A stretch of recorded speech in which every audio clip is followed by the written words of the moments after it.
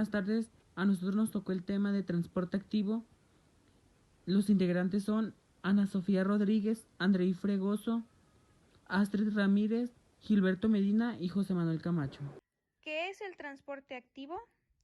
El transporte activo es un proceso que requiere de energía, generalmente en forma de fosfato de adenosín, ATP.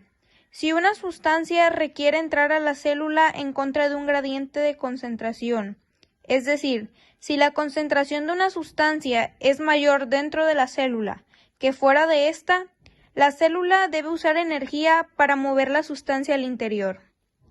Algunos mecanismos del transporte activo se encargan de trasladar a través de la membrana moléculas de bajo peso molecular, tales como iones. Las células también necesitan transportar a través de su membrana moléculas de gran tamaño y partículas. Algunas células son capaces de tragarse un microorganismo unicelular completo. Como ya te habrás percatado, la ingesta y liberación de partículas de gran tamaño requieren de energía. No obstante, hay un límite en el tamaño de una partícula, más allá del cual no podrá atravesar la membrana, aunque la célula tenga almacenada una gran cantidad de energía. Voy a explicar lo que es la endocitosis. La endocitosis es un tipo de transporte activo que se encarga de trasladar al interior de la célula moléculas de gran tamaño, componentes celulares e incluso células enteras.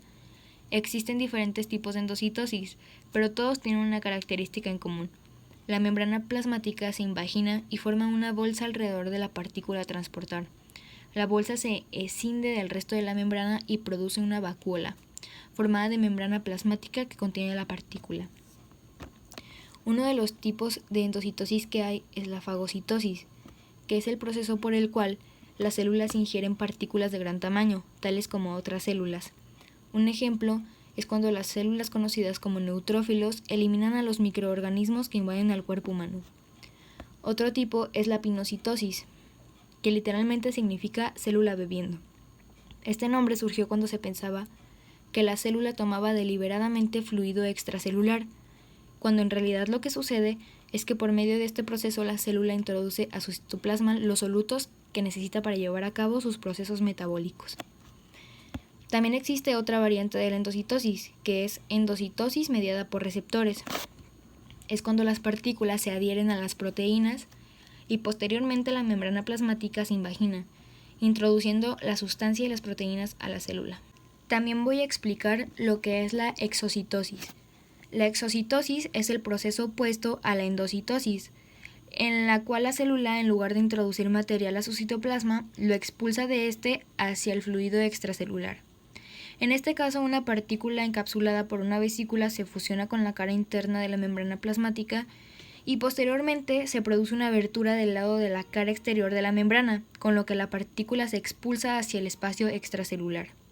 Ahora hablaremos del tema gradiente electroquímico.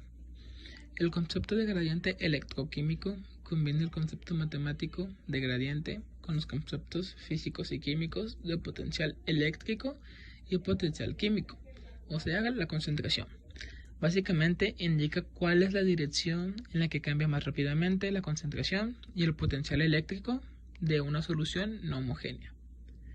Eso es muy importante, porque una partícula de una sustancia cualquiera con cierta carga en una solución se moverá tratando de seguir la dirección de mayor gradiente electroquímico yendo donde esa sustancia en particular se encuentra más concentrada, hacia donde está más diluida y donde tiene mayor potencial eléctrico hacia donde tiene menor potencial eléctrico.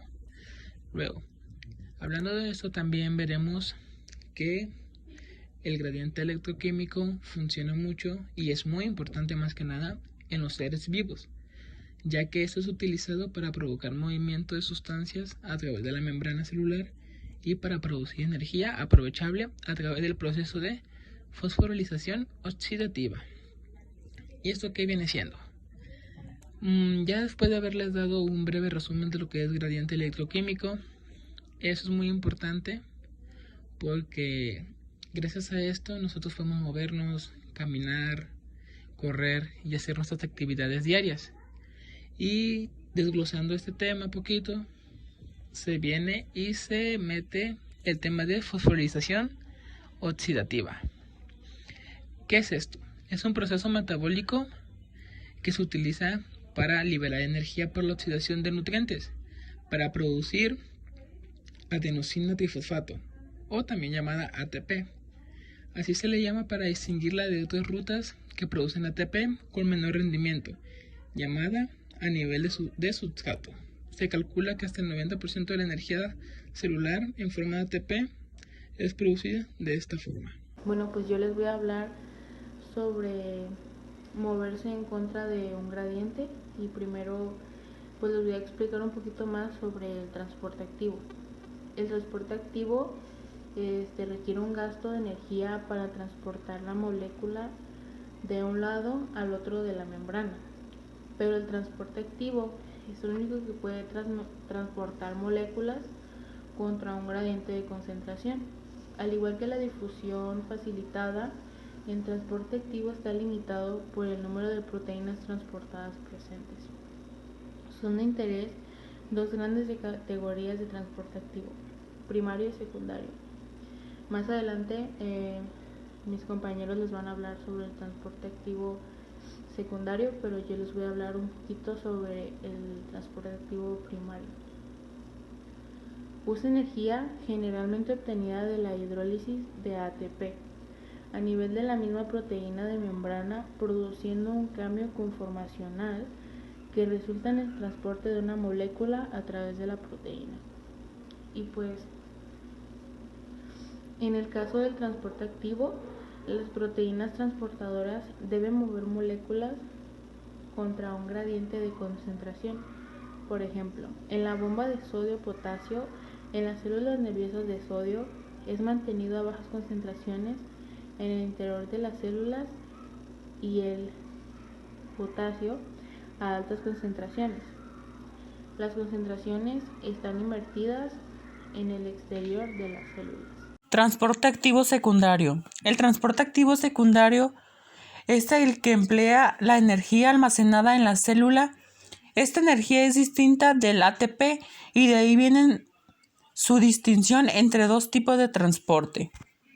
La energía que emplea el transporte activo secundario proviene de los gradientes generados por el transporte activo primario y puede ser utilizada para transportar otras moléculas en contra de sus gradientes de concentración. En el transporte activo secundario, las dos moléculas transportadas pueden moverse en la misma dirección, es decir, hacia la célula, o en direcciones opuestas, que sería, es decir, hacia adentro y otra hacia afuera de la molécula. Cuando se mueven en la misma dirección, la proteína que transporta se llama sinportador. Si se mueven en dirección opuesta, se llama antiportador. En el transporte activo secundario, el movimiento de los iones de sodio a favor de sus gradientes se acopla al transporte de otras sustancias en contra de sus respectivos gradientes, mediante una proteína llamada contrasportador. Que esta energía es del gradiente electroquímico del sodio, puede ser utilizada para el transporte de otras sustancias en contra de sus gradientes. Lo que ocurre es un transporte compartido y es llevado a cabo por proteínas transportadoras llamadas cotransportadores, porque transportan dos elementos simultáneamente. Un ejemplo de un cotransportador importante es la proteína intercambiadora de sodio y glucosa, la cual transporta cationes de sodio a favor de su gradiente y a su vez utilizada esta energía para ingresar moléculas de glucosa en contra de sus gradientes. Y como conclusión, es sumamente importante que la célula cuente con mecanismos de transporte de moléculas hacia el interior y exterior de la misma, y de esa manera poder llevar a cabo el control de forma muy específica de su medio interno. Y ese control se realiza a través de distintos mecanismos, unos pasivos y otros de control activo, o sea, transporte activo como lo que acabamos de explicar. Bueno, esto fue nuestra explicación sobre el transporte activo. Espero les sirva de mucha utilidad y puedan hacer uso útil de ella. Muchas gracias.